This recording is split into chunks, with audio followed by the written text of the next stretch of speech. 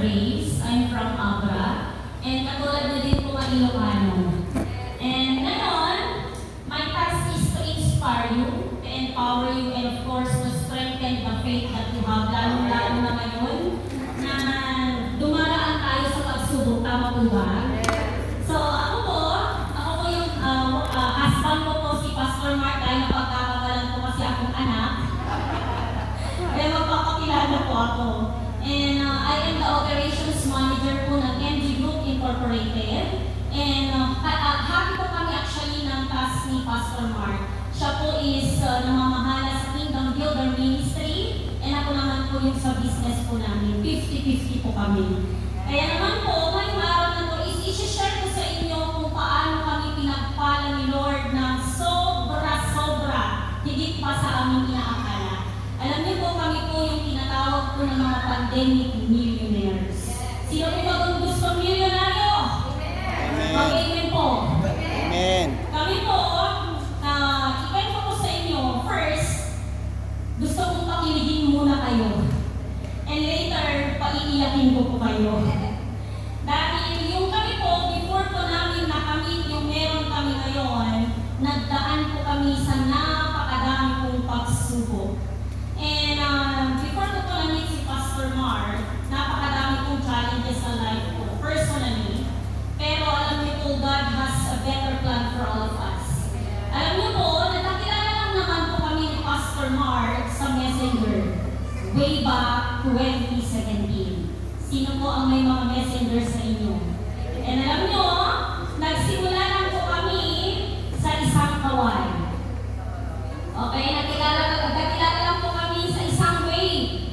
Pero yung wave na yon nag-lead sa amin na forever. Kaya naman, yung mga wala pa po dyan, mag-wave lang kayo ng mag-wave. So alam nyo, that time po, nagkwento lang po si Pastor Mark a while ago. Nung na-meet ko po siya, nasa Mindanao. And ako naman po, nasa Baguio City ako. Isa po ako dating manager ng isang Korean company wherein nag-cater po kami ng mga taong may sakit ng walang bayan. And same thing, when I met Pastor Mark, siya po ay nasa healing ministry.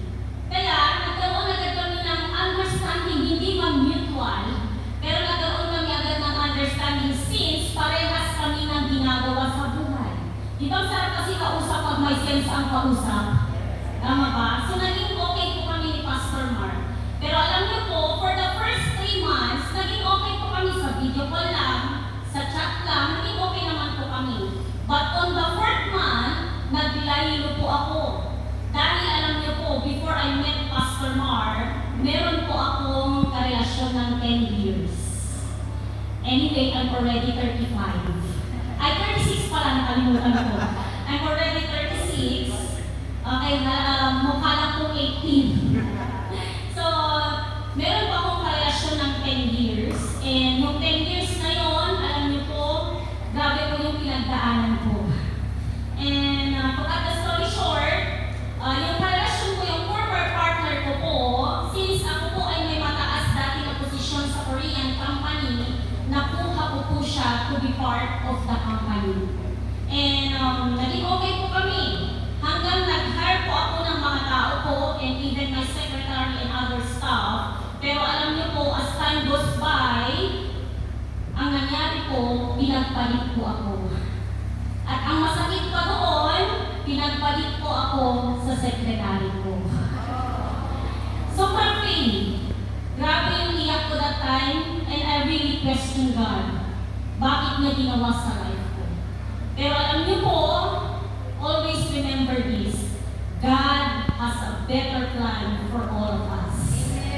Alam niyo, noon umiiyak ako, sabi ko, Lord, bakit? Lahat naman binigay mo na. Pero